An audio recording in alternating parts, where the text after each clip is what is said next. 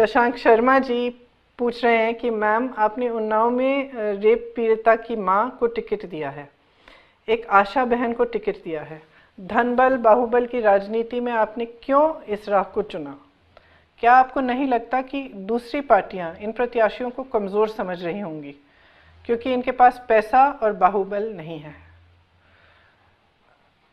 कुछ हद तक ये बात सही है कि हो सकता है कि दूसरी पार्टियां समझें कि ये कमजोर है, लेकिन जितना संघर्ष इन लोगों ने किया है और जितना अत्याचार इन्होंने सहा है, मुझे लगा और मेरी पूरी पार्टी को लगा कि उन्हें राजनीतिक शक्ति देने का मौका हमें देना चाहिए।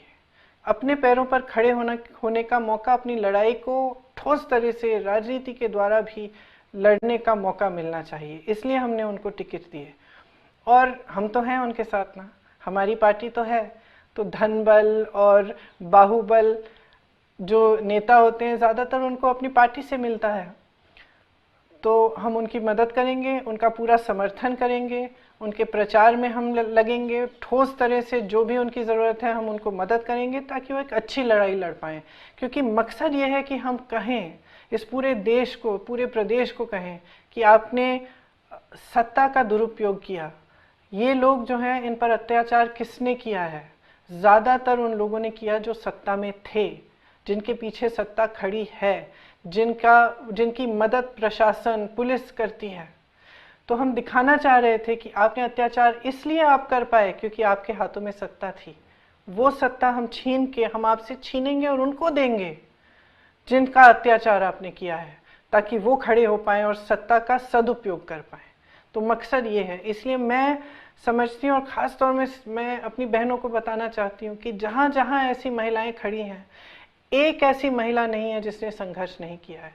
हाँ, कुछ ऐसी हैं जिन्होंने बहुत ही ज़्यादा संघर्ष किया है। जैसे आपने कहा उन्नाव में रेप पीड़िता की मम्मी, आप उनके बारे में सोचिए। उनकी बेटी का रेप होता है, उनके पति को पुलिस उठाकर ले जाती है, हिरासत में मौत हो जाती है, मारा जाता है, पीटा जाता है जब तक वो मर जाते हैं। केस की हियरिंग के लिए पूरा परिवार जा रहा है गाड़ी में, एक्सीडेंट कराया जाता है, अधिवक्ता नहीं रहे उनके जो चाचा जी हैं, जो रेप पीड़िता के चाचा जी हैं, उनको भी जेल में डाला जाता है। उनकी जो चुनाव लड़ रही है रेप पीड़िता की माँ, उनकी भाभी जी, उनका देहांत होता है, उनकी भाभी जी की बेटी का देहांत होता है। 5 लोग परिवार में इसी तरह से मारे जाते हैं। जब वो मेरे पास आई, मेरे से बात की, उनकी सबसे बड़ी उनकी पीड़ा क्या थी कि मेरे घर में 5 तेरवी हैं और वो भी नहीं कर पाए, वो पूरा नहीं कर पाए, उनके ऐसा बोझ है उनके दिल पर। तो आप सोचिए कि कितना अत्याचार सहा है इन्होंने। क्या इनका हक नहीं बनता अपनी लड़ाई लड़ने का? क्या इनका हक नहीं बनता कि हम सब उनको मदद करें? इसलिए मैं अपनी बहनों को कहना चाहती हूँ, जहाँ जहाँ इस तरह की महिलाएं खड़ी हैं, उनके संघर्ष में शामिल होइए, क्योंकि ये उनका संघर्ष नहीं है, ये आपका भी संघर्ष है, हम सबका संघर्ष है।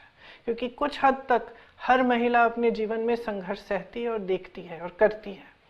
तो इसी तरह से जो दूसरी महिलाएं हैं, जो हो सकता है कि रेप पीड़िता नहीं हो या इस तरह से आपने न्यूज़ में उनके बारे में नहीं सुना हो, लेकिन राजनीति में इस जगह तक पहुंचने के लिए कि आप चुनाव लड़ रही हैं, यहाँ तक पहुंचने के लिए भी बहुत संघर्ष करना पड़ता है। इसमें एक ऋतु सिंह जी भी हैं जिन्होंने पंचायत का चुनाव लड़ा। जब वो चुनाव नामांकन करने गई तो उनके कपड़े फाड़े गए। वो हमारी पार्टी में नहीं थी, समाजवादी पार्टी में थी, लेकिन आज हमारी पार्टी से लड़ रही हैं क्योंकि हमारी पार्टी उनको मौका दे रही है कि आप खड़े होइए, हम आपके साथ हैं।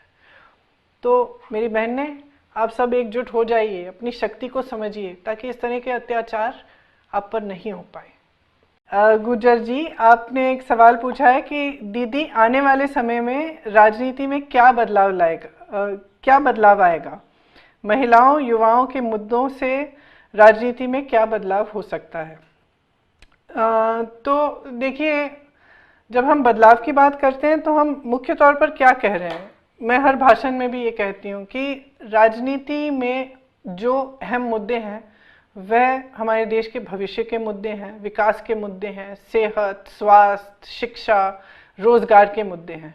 तो महिलाओं और युवाओं के मुद्दों को उठाने के पीछे यही मकसद है कि सबसे पहले कि जो महिलाओं को जिस तरह से नकारा गया है कि हम आबादी की 50% हैं, लेकिन हमारी भागीदारी राजनीति में बहुत कम है। और उसके बावजूद कि हम 50% हैं आबादी के, हमें नकारा जाता है। तो महिलाओं को आगे लाने का मकसद ये है कि महिलाओं के जो मुद्दे हैं उनको अब नकारा नहीं जा सकता। और इसी तरह से जब हम युवाओं की बात करते हैं, हम चाहते हैं कि युवा राजनीति में शामिल हो। हमारे काफ़ी टिकट भी आपने देखा होगा हमने युवाओं को दिए हैं, और इसलिए दिए हैं ताकि जो हम आगे भविष्य में हम बात करना चाहते हैं वो हम अपने भविष्य को बनाने की बात करें। युवा क्या चाहता है? अपने भविष्य को बनाना चाहता है, सक्षम होना चाहता है, अपने पैरों पे खड़ा होना चाहता है, शिक्षा की सुविधाएं चाहता है। तो इन सब चीज़ों से देश मजबूत होता है। नकारात्मक बातें करने से राजनीति मजबूत होती है लेकिन देश कमज़ोर होता है। तो इसलिए मैं चाहती हूँ और हमारा पूरा प्रयास है कि हम एक सकारात्मक राजनीति करें जिसमें देश के भविष्य की बात हो, विकास की बात हो, नौजवानों के लिए बात हो, महिलाओं के लिए बात हो, जिन जिन पर अत्याचार हो रहा है उनको खड़ा करने वाली बातें। संध्या साहू जी ने पूछा है कि प्रियंका जी, योगी जी ने अपने एक लेख में कहा कि महिलाओं की शक्ति को नियंत्रित करने की जरूरत है।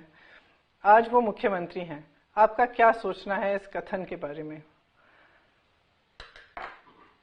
ये योगी जी की, भाजपा की और उनकी पार्टी की, उनके नेताओं की जो विचारधारा है, उसको महिला के प्रति जो विचारधारा है उसको एकदम पूरी तरह से स्पष्ट करती है। ये जो एक सेंटेंस है कि महिलाओं की ऊर्जा पर नियंत्रण होना चाहिए, मैं समझती हूँ कि ये एकदम गलत है। और महिलाओं की ऊर्जा जो है वो इस देश को बदल सकती है। महिलाओं की ऊर्जा, महिलाओं की जो क्वालिटीज होती हैं, कंपैशन, करुणा, प्रेम और सबको साथ लेकर चलना, विवेक, लड़ने की जो इच्छा होती है, जो दृढ़ता होती है, हम एक बार अपना मन बना लें, हम एकदम खड़े रहते हैं, हम लड़ते हैं, हमें इतनी शक्ति है, तो इस पर नियंत्रण करने की क्या जरूरत है? और कौन होते हैं आप नियंत्रण करने के लिए? मैं बिल्कुल इससे असहमत हूँ। कांग्रेस ने हस्तिनापुर में जिस महिला को टिकट दिया है, आज भाजपा उन पर कीचड़ उछाल रही है। क्या ये सही है? आपका इसके बारे में क्या कहना है? ये सुष्मिता जी ने पूछा है।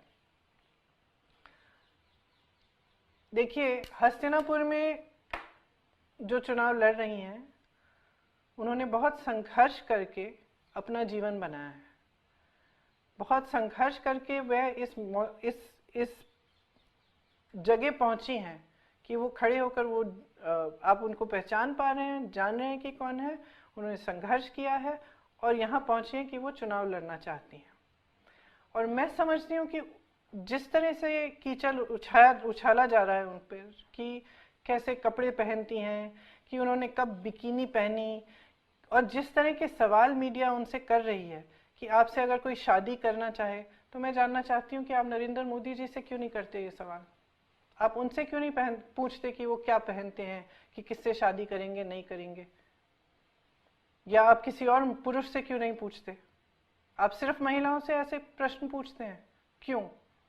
मैं समझती हूँ कि एकदम गलत है, एकदम गलत है। वो महिला संघर्ष कर रही है, क्या कह रही है कि मैं सेवा करना चाहती हूँ, मैं जनता के मुद्दों को उठाना चाहती हूँ, मैं विकास की बात करना चाहती हूँ कि किस तरह से हस्तिनापुर को मैं आगे बढ़ाऊंगी।